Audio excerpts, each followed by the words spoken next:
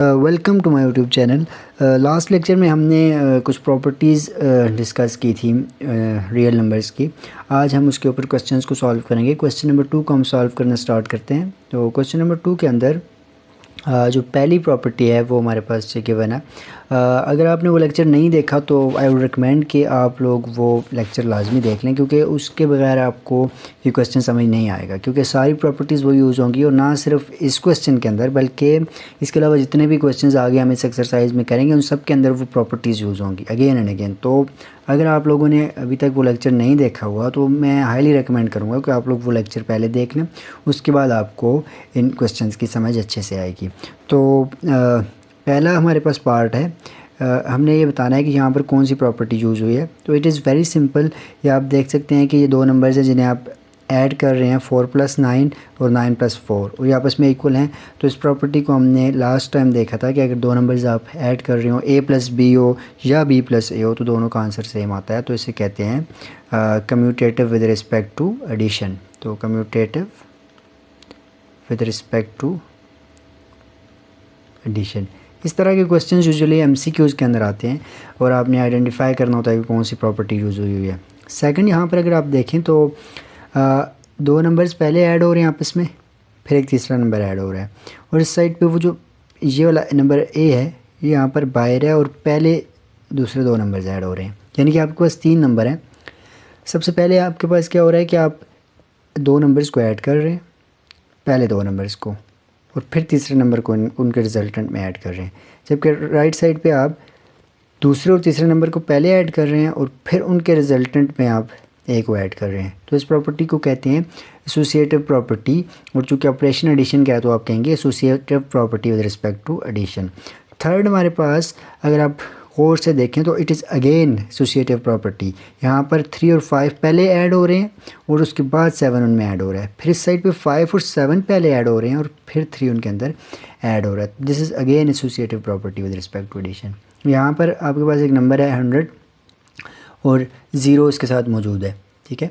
तो 100 + 0, 0 हमने देखा था कि एडिटिव आइडेंटिटी थी, लास्ट लेक्चर के अंदर हमने देखा था। तो इसे आप लिखेंगे एडिटिव आइडेंटिटी प्रॉपर्टी, या एमसीक्यू के अंदर आपके पास ऑप्शन होगा एडिटिव आइडेंटिटी, मल्टीप्लिकेटिव आइडेंटिटी, इस तरह के ऑप्शंस होंगे। तो आपने एडिटिव आइडेंटिटी के ऊपर इसको मार्क करना है। नेक्स्ट है हमारे पास ये वाला क्वेश्चन। तो आप देखिए 1000 के साथ 1 मल्टीप्लाई हो रहा है और 1000 उसी तरह से रह रहा है। तो दिस इज़ मल्टीप्लिकेटिव आइडेंटिटी, यानी कि जो 1 है वो मल्टीप्लिकेटिव आइडेंटिटी है, और ऑप्शंस के अंदर आपने मल्टीप्लिकेटिव आइडेंटिटी को सिलेक्ट करना है। 6 नंबर के ऊपर हमारे पास 4.1 है और इसके अंदर हम ऐड कर रहे हैं -4.1। तो इसे हम कहते हैं एडिटिव इन्वर्स। हमने लास्ट टाइम देखा था अगर एक नंबर ए हो जो कि बिलोंग कर रहा हो रियल नंबर से, तो ए के अंदर हम लोग -a ऐड करेंगे तो 0 मिलेगा हमें, और हमने कहा था कि ये जो -a होगा ये उसकी एडिटिव इन्वर्स होगा। नेक्स्ट है a - a = 0। अगेन आप देखें कि a के अंदर -a हम ऐड कर रहे हैं, तो this is again equal to what, 0। तो ये भी हमारे पास एडिटिव इन्वर्स है, एडिटिव इन्वर्स की प्रॉपर्टी है। नेक्स्ट आ जाता है क्वेश्चन 9। इसमें आप देखें तो ये जो a है ये यहाँ पर मल्टीप्लाई हो रहा है और उस साइड पे जाकर ये क्या हो गया है, इधर जाकर आपके पास ये